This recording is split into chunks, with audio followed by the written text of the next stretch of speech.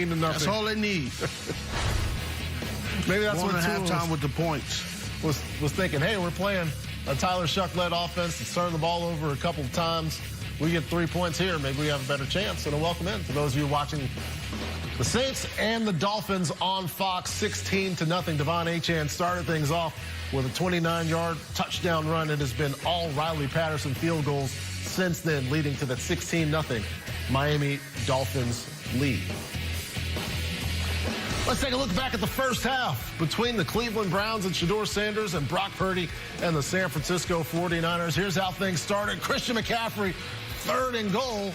Another touchdown run for CMC, Steve.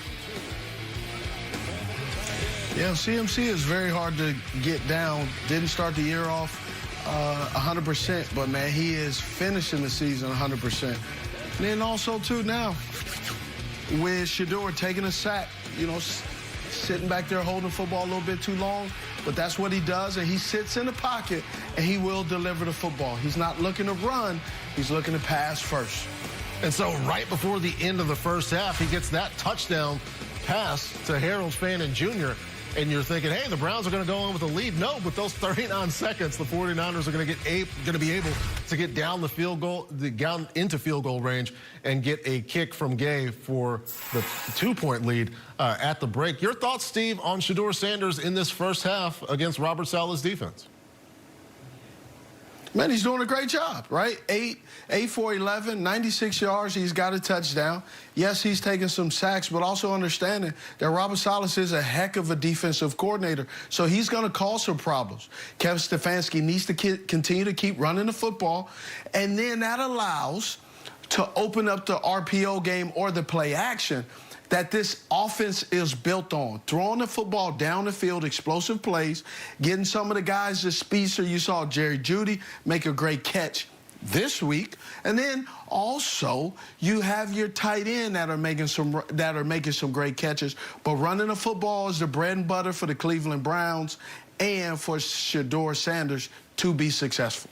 And over on the other side for the 49ers offense, Brock Purdy right now 3 of 7 through the air of passes over 10 yards. So if you're concerned after the game against the Carolina Panthers, still 3 of 7, but completing those passes, moving the ball, especially late there. So both offenses playing pretty well. As we get back and look at the first half, that you can see over on Fox between Jacoby Brissett and the Cardinals, and Baker Mayfield dealing with a injury on his left shoulder here playing for the Tampa Bay Buccaneers. And there the Bucs defense gets Jacoby Brissett. The pass is tipped, picked off by Antoine Winfield Jr., setting up the Buccaneers. Here comes Baker. Deep drop on play action, comes back, steps up. A good ball to Chris Godwin, Steve. Man, great pass to Chris Godwin. Great to see him back, second game, 9+ catches. Man, Mr. Reliable. But then the ball goes right in his hands. That has some hot sauce on it, too. Yeah, the defender flashing he in makes front that there. catch. Talk about usually making catches. Look at Tristan Wirfs with the touchdown reception. Then he gets picked up by his teammate. Big man. Make a play, Steve.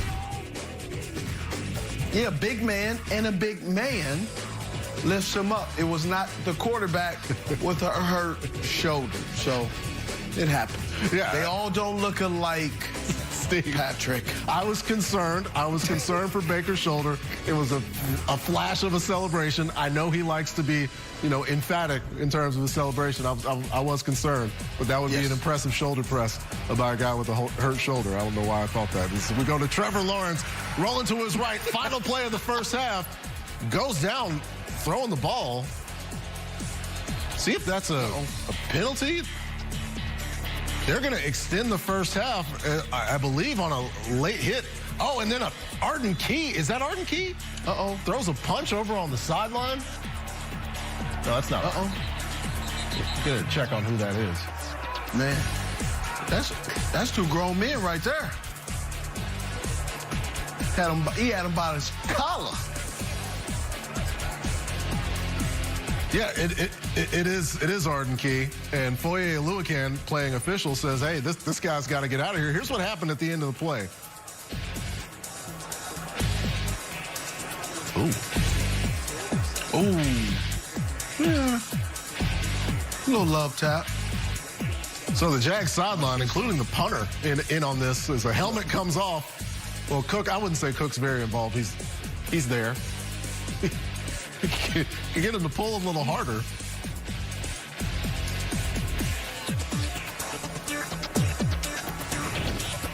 So that will not end the first half. The half cannot end on the defensive penalty, so they're going to get 15 more yards, and 15 yards is a dangerous spot when you've got the kicker with the longest field goal in NFL history. We're going to finally get this sorted out and see all the penalties that are going to be distributed in a game that you can see over on CBS. There are 2 fouls on the play, both by the defense. Personal foul, roughing the passer, defense number 49. That's a 15-yard penalty from the previous spot. During the dead ball action, number 49, personal foul. That penalty is declined. We'll have 1 untimed down, Jacksonville. So much to the chagrin of Foye Oluwakan, Arden Key is not going to be run from this game. He just gets the personal foul, and the 15 yards are going to make it a shorter field goal. It's going to be 45 yards. Although, 60 is still well within the range of little. Yeah, it is. Another fight angle. It's Anton Harrison who has his helmet ripped off. The official in there breaking it up, Steve. Yeah, that's his guy. Those are your guys going after the guy who gave you a little cheap shot. 18 of 22 for Little, and again, that 68-yard field goal that came in Allegiant Stadium against the Las Vegas Raiders. 45, considerably closer. That is a blast of a kick right through the middle. And hey, a celebration from a healthy Trevor Lawrence, not hurt after that hit. 18-3, the Jacksonville Jaguars lead the Tennessee Titans, looking for their second win of the season. And that game at the break, and a welcome in to those who are watching the Jags and the Titans on CBS. You're watching Game Day Live, presented by Kings Hawaiian. Patrick Claybon, Steve Smith Sr., getting you through some half times, and also we've got some third quarter action as well here on NFL Network. Let's go to Tampa Bay, where they are a minute into the third quarter. Jacoby Brissett on the give. Oh, but the ball pops out of Bam Knight's hands and into the awaiting arms of the Tampa Bay Buccaneers defense. Another turnover for Tampa Bay sets up their offense, Steve. Yeah, another turnover for Tampa Bay, and the Arizona Cardinals struggling to get anything going. Guy beats the double team. Vita Vea doesn't stop, keeps his arms going. Great job. Third quarter action for the Browns as Quinshon Judkins with a nice cut in a fight for the first down on 2nd and 5. As you can see, Quinshon Judkins show the power and the balance there, Steve. It's a big part of why the Browns here well in this game, but they're going to have to go for the remainder without Jack Conklin. They lose their tackle with a concussion, so that's going to make it a little tougher. Yeah, that's very important that they keep running the football, and then losing Jack Conklin, that's going to be tough. But that's what, next man up, unfortunately. So they're able to get Cam Robinson in at tackle. And Harold Fannin, who has the touchdown, spins out of not 1, but 2 tackles. And now he's fighting for extra yardage. So this Browns rookie class is showing why there's so much promise in Cleveland is on back-to-back plays. One by the running back, and then Harold Fannin, 1 spin, 2 spins, tunnels his way. It's going to be 2nd and about 5. And congratulations, he is now the all-time leader, or has been, for a game plus for rookie tight ends for the Cleveland Browns. 2nd and 7, excuse me. Doing a great job, too, as a rookie. Goodness gracious. So Shador on the give to Judkins, but the 49ers defense is there. White gets the tackle for no gain, if not perhaps a loss on that play. We'll get back to Fox, back to Charlotte. Bryce and the Panthers keeping this on the ground. It goes to Rico Dowdle this time as both backs in operation. Is that a little bit of fog, or we got some wintry weather? No, that is rain in Charlotte, Steve. Yes, wintry weather. Yes, Pachos it's come been out. raining. You know I'm here. You could have asked me, but it's okay. Well, I don't want to, force you to, to crane your neck and go out the window and give me a forecast, but we got Steve Smith Sr.'s forecast on the way here. Listen, I'm your teammate, man. The more you can do. Okay. We're going to get the barometric pressure, everything coming from Steve. 2nd and 7. The ball going to Rico again. And on 3rd down, they are going to exchange Rico for Chuba Hubbard. 3rd and 3. As we've seen the play-action game working successfully for the Carolina Panthers here in this game. They've had Bryce out on the edge. Had his longest run of the season on a fake toss to Chuba Hubbard.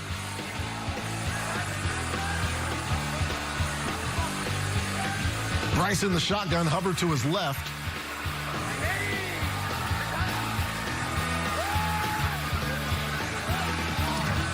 Inside give to Chuba Hubbard, and we'll see where they spot him. Oh, that looks like they're going to give the Carolina Panthers a first down. So the Panthers get their first down. You see how they're working. We want to see how you guys are watching us. Use the hashtag GDLive.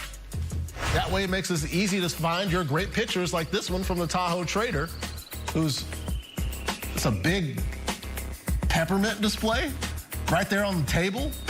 We got the tree. Looking great, great height on the tree, Steve.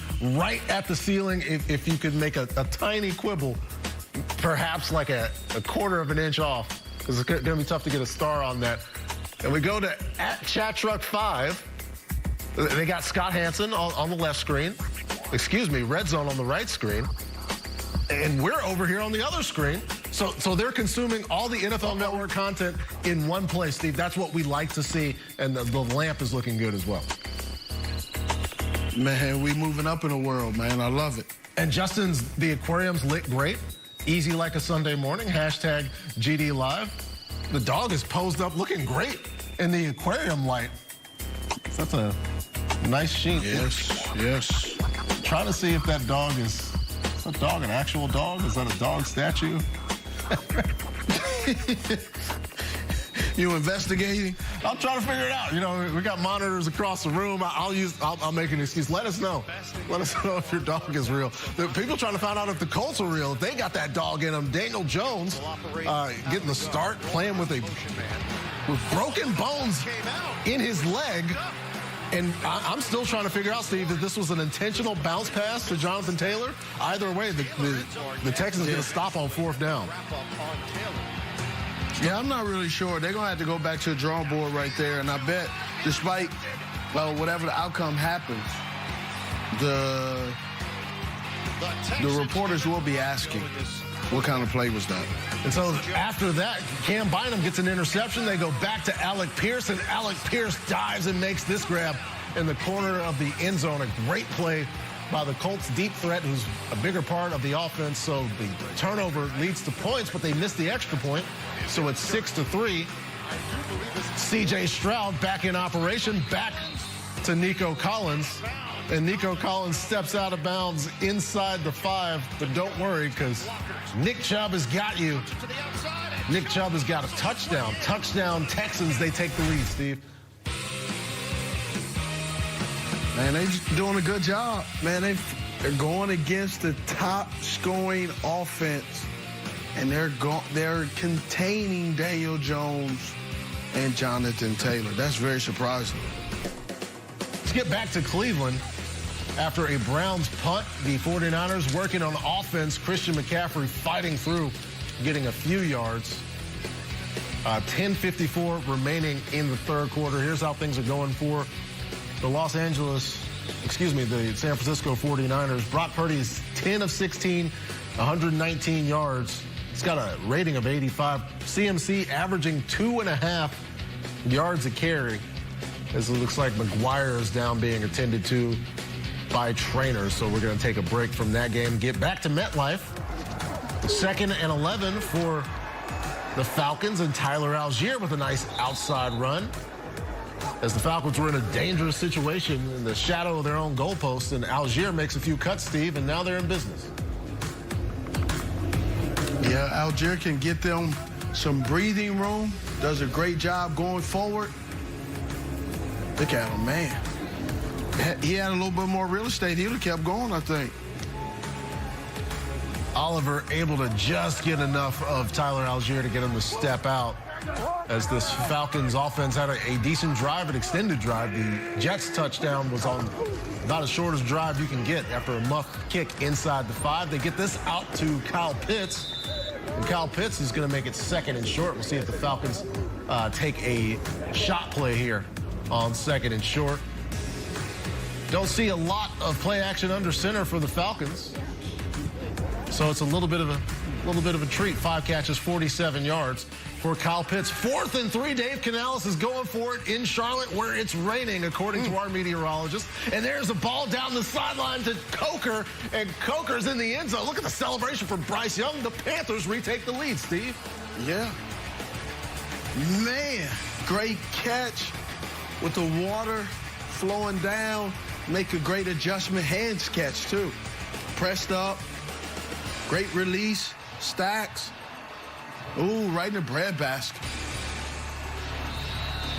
So Emmanuel Forbes just misses with his left hand, stabbing for that football, and the Panthers take the lead 24-21 against one of the top scoring defenses in the league and one of the better offenses in the league. 8:48 remaining in the 3rd quarter. Bryce is 19 of 13 for 129 yards and 2 touchdowns, 2 interceptions for Matthew Stafford. He did break Tom Brady's record for touchdown passes without an interception. That now stands at 28. Back to MetLife we go, a game you can see over on Fox. Pressure breathing down Kirk Cousins, but he's able to get this ball to Bijan Robinson. Gets a block from Kyle Pitts. Bijan Robinson at the 30, and they're able to get him down as he gets close to the red zone. Who is the flag on? They may tack on some yards for roughing the passer because Kirk Cousins had pressure. Nice play from Bijan Robinson. Nobody's walking backwards, so it looks like this is on the Jets. Aaron Glenn's demeanor appears to reveal the same thing. Man, that's very observant. Roughing the passer, defense number 41. This penalty will be added to the end of the play. It's 1st down. I try to read body language, which is not necessarily language, and I'd be an amateur. So it's always better to ask, like I should have asked you about the weather in Charlotte today. 7 apiece. Oh, man, it's okay. No, it's okay. I build, I try to learn and grow off of mistakes, like the Jets will after that play. As the Falcons are in scoring position. 11-13 remaining in the 3rd quarter with the Falcons threatening. The 49ers have the ball at the 44-yard line and a 2-point lead over Shador and company. It's 16-0 as they have started the 3rd quarter over on Fox in Miami between the Saints and the Dolphins. Still trying to knock off the Thanksgiving quarterbacks in the fantasy scoring. Mahomes, your QB1. Same goes for the Bears running backs on Black Friday. 19 points for Monungai, 20 points for DeAndre Swift against his old team. Chase Brown there behind them. And more Thanksgiving wide receiver stars leading the way as Devontae Adams still sitting there with 19.3 points. A lot of those he got early, 2 touchdowns against the Carolina Panthers. Britton Strange inching his way up to be the TE1, trailing only Travis Kelce now. Cole Kmet, Isaiah Likely. Watch out for Harold Fannin as well. He had a touchdown that got him on the board. And your kicker number 1 is still Evan McPherson of the Cincinnati Bengals. But watch out. Riley Patterson has 10 points. Justin Reed has been ruled out for the Saints in the remainder of their game against the Miami Dolphins. So a rough situation for the Saints, who are already trailing 16-0. They're going to have to do it without their veteran safety, Justin Reed. We can't do this show without you guys. Use the hashtag GDLive and show us how you're watching. It can be anywhere. Doesn't have to be expertly posed like this one from David, where we got the Christmas decorations up, including on the television. Like to see that. The Broncos mug as he's waiting for Sunday Night Football. Is that a pup over on the right side? we got some sneaky dogs here. I couldn't see. The dog's not watching the show. Dog's watching David. Rock and Ross says this is how I game day live for the holidays. Scary Teddy from The Nightmare Before Christmas loves our tree. Oh, the Scary Teddy making the appearance. The tree all posed up. Nice looking tile flooring. And this one coming from at PSNEP17. My team isn't playing today, but still catching all the game. See, this is what makes Sunday great. When your team wins on Thanksgiving, Steve, and you can just sit back and watch football. We appreciate you guys doing that, especially all the Packers fans. 3rd and 2, Bijan Robinson. We had a Tyler Algier touchdown. We have a Bijan Robinson touchdown. He's over 100 yards now, and the Falcons take the lead, Steve. Yeah, not surprised. You know, they got this 1-2 punch combination at the running back position with Bijan Robinson and Tyler Algier. And it's tough to slow both of those guys down. Look at the key block. Gets outside, goes inside like it was off the tackle, goes outside and scampers for the touchdown. So 14-7 at MetLife. It is 3-10 still in Tampa Bay, but the Cardinals are threatening. They have a 4th and 3 in Bucs territory. We'll let you know what they do when we come back on Game Day Live, presented by Kings Hawaiian.